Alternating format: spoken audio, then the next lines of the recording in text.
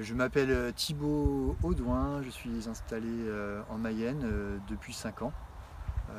C'est à ce moment-là que j'ai mis en place le système herbager sur la ferme. Aujourd'hui, il y a 60 hectares, dont 50 hectares en prairies multi-espèces, qui permettent de nourrir les vaches. Les vaches sont alimentées exclusivement à l'herbe, au pâturage le plus souvent, et quand l'herbe vient à manquer, elles ont du foin en complément.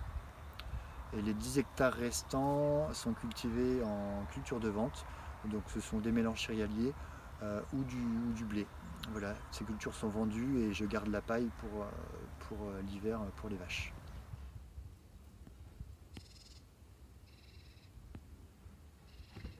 Gérard Grandin, je suis installé sur 56 hectares en production laitière biologique sur un système en toute herbe. Donc il n'y a absolument aucune culture. Les animaux sont en vélage groupé de printemps et pâturent au maximum. La mise à l'herbe se fait début février pour une rentrée mi-décembre. Et les 3/4 de la ration annuelle sont composés d'herbes pâturées. Les stocks proviennent de la fauche des excédents en foin ou en rubanage.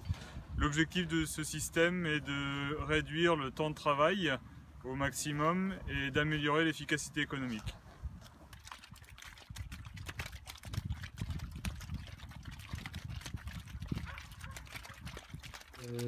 Moi je m'appelle donc François Bérou, je travaille je suis animateur formateur là, donc à la faute de la Mayenne. C'est une association là, qui s'est mise en place il y a une trentaine d'années et les agriculteurs qui ont mis ça en place, ils croient en ce qu'ils font, ils sont obligés aussi de chercher à droite à gauche, d'échanger avec d'autres agriculteurs, ils sont très attachés à l'autonomie de décision.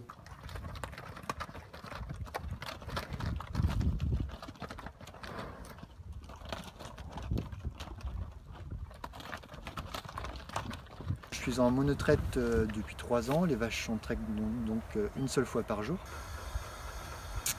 Et elles produisent en moyenne depuis 3500 litres de lait par an, ce qui fait une production globale sur la ferme d'à peu près 175 000 litres de lait.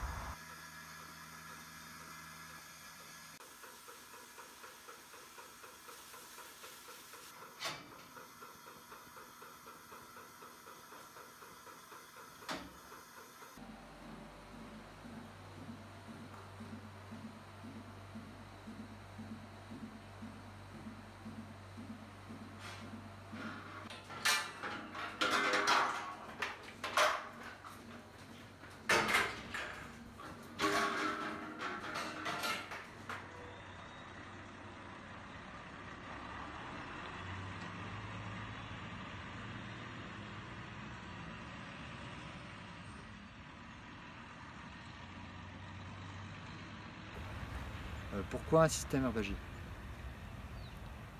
Donc j'ai mis en place un système herbager en agriculture biologique quand je me suis installé il y a 5 ans, d'abord pour une raison de goût, c'est-à-dire que je préfère voir les vaches pâturer plutôt que de les voir manger de l'ensilage de maïs par exemple. Je préfère aussi moi conduire mes vaches au pâturage que de faire du tracteur pour récolter le maïs. Les avantages du pâturage pour moi, c'est vraiment de minimiser les besoins de stock, donc de minimiser les coûts alimentaires et tous les coûts induits par les bâtiments, c'est-à-dire le paillage, la distribution du fourrage, le curage, l'épandage du fumier, etc. Plus les animaux sont au pâturage, plus ce sont eux qui font tous ces travaux-là, c'est-à-dire les travaux de récolte et d'épandage. Ce qui permet d'avoir un coût alimentaire global sur l'exploitation inférieur à 20 € les 1000 litres produits. Par exemple, il n'y a pas ou peu d'intrants, il n'y a pas d'engrais, pas de pesticides, moins de charges de mécanisation, moins de fuel, voilà, moins aussi de charges en bâtiment. Les vaches restent en bâtiment seulement 2 mois dans l'année, nous pourrons dire, ce qui me permet d'avoir des bâtiments beaucoup moins sophistiqués que si elles y étaient la moitié de l'année.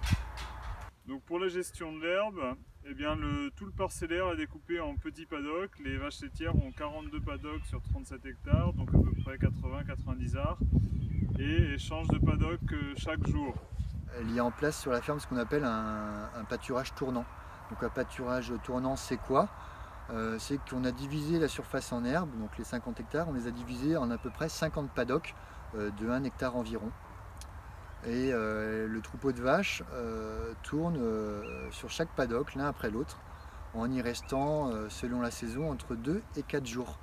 Pour savoir comment effectuer le changement, dans quel sens faire la rotation, l'herbe mesurée avec un herbomètre, c'est un appareil qui permet de connaître, en faisant plusieurs points de mesure par parcelle, quelle quantité d'herbe disponible on a par paddock.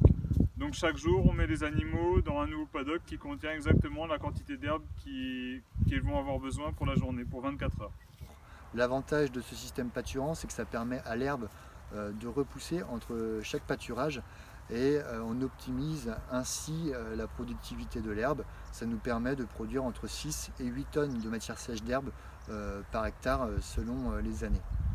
Au printemps, il n'y a que la moitié des paddocks qui sont utilisés pour le pâturage, l'autre moitié est mise de côté pour la fauche d'excédents.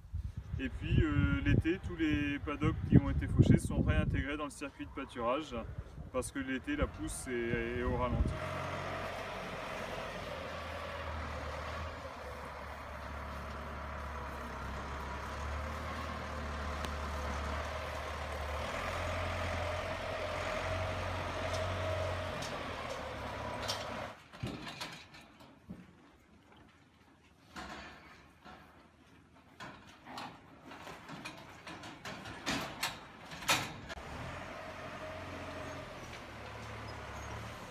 L'objectif, c'est de vraiment caler la production laitière sur la pousse de l'herbe pour profiter au maximum du faible coût que l'herbe représente. Et l'agriculteur qui maîtrise quelque part ce qu'il fait, et alors qu'on est trop souvent, par ailleurs, l'agriculteur qui devient sous-traitant et qui applique des techniques, voilà, il y a un technicien qui passe, qui en fait une prescription, et puis il n'a plus qu'à appliquer. Le pâturage en quantité importante, c'est assez imbattable en termes de coûts. Comme le disent les papes du système herbager, là, avec la vache qui a la barre de coupe à l'avant et l'épandeur à l'arrière. Donc tout ça, ça permet des coûts qui sont assez imbattables.